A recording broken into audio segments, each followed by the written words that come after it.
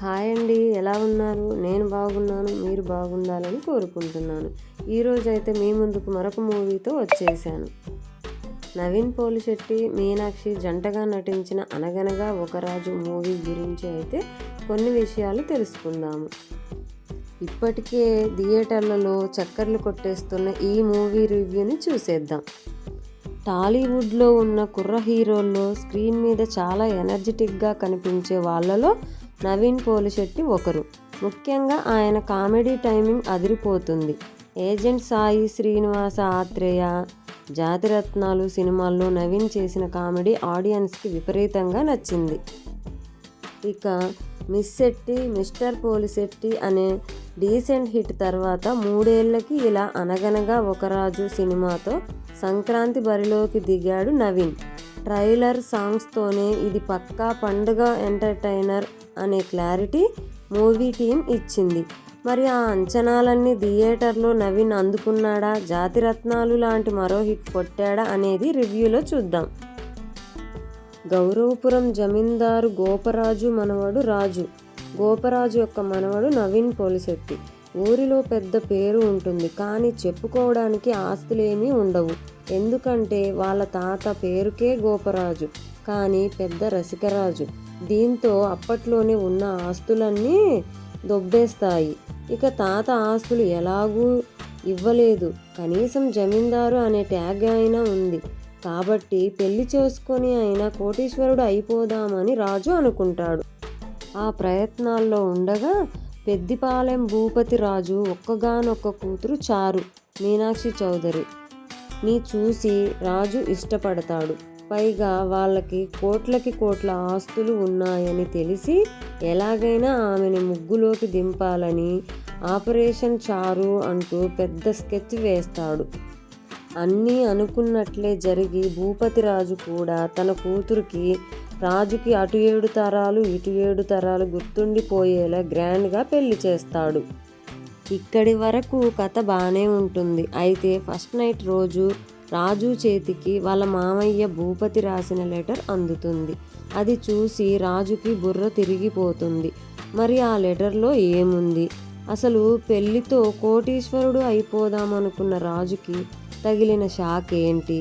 Peddipalem president ఎలక్షన్లో నిలబడిన ఎర్రిబాబుకి పోటీగా రాజు ఎందుకు నామినేషన్ వేశాడు?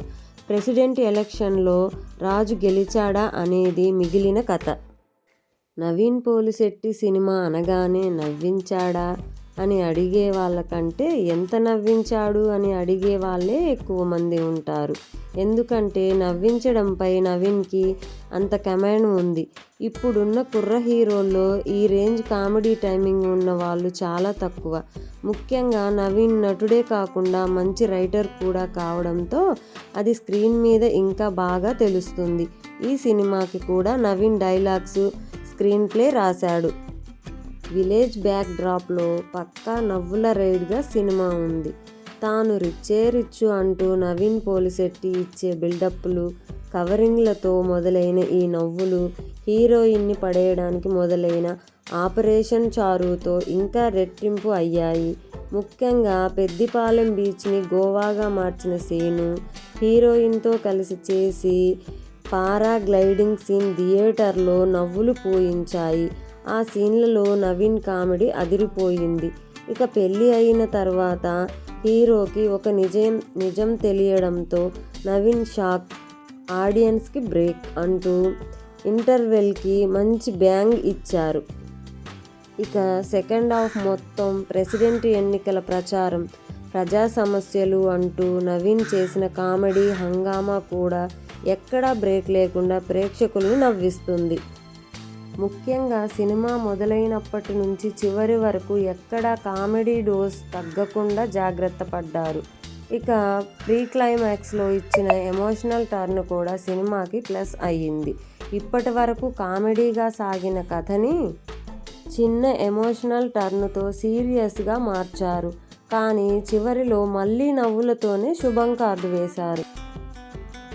సినిమా మొత్తం ఎక్కడా నవ్వులకి బ్రేక్ రాకుండా చాలా బాగా ఎంటర్టైన్ చేశాడు నవీన్.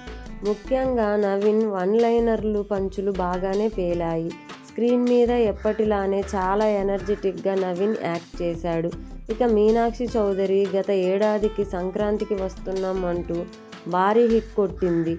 ఇక ఈ ఏడాది కూడా పండుగకి పలకరించింది. చారు పాత్రలో మీనాక్షి కూడా బాగానే నటించింది. ఇక కనిపించింది కాసేపే అయినా రావు రమేష్ కూడా తన పాత్రలో బాగానే ఎంటర్టైన్ చేశారు. ఇక మహేష్ అచంట, చమక్ చంద్ర, రాకెట్ రాఘవ, ముక్కు అవినాష్, ఝాన్సీ సహా మిగిలిన పాత్రలు అక్కడక్కడ నవ్వించాయి. విలన్ పాత్రలో కనిపించిన తారక్ పొన్నప్ప బాగానే యాక్ట్ చేశాడు. అయితే నవీన్ మాత్రం వన్ మ్యాన్ షో కింద మొత్తం ఎంటర్టైన్మెంట్ బాధ్యతని తన భుజాలపై వేసుకున్నాడు. మిక్కీ జే మేయర్ ఇచ్చిన సాంగ్స్తో భీమవరంలో బాల్మా సాంగ్ బాగుంది. బ్యాక్గ్రౌండ్ స్కోర్ కూడా పర్వాలేదు. సినిమాటోగ్రఫీ, నిర్మాణ విలువలు బాగున్నాయి. ఓవరాల్గా సినిమా మొత్తం చాలా బాగుంది.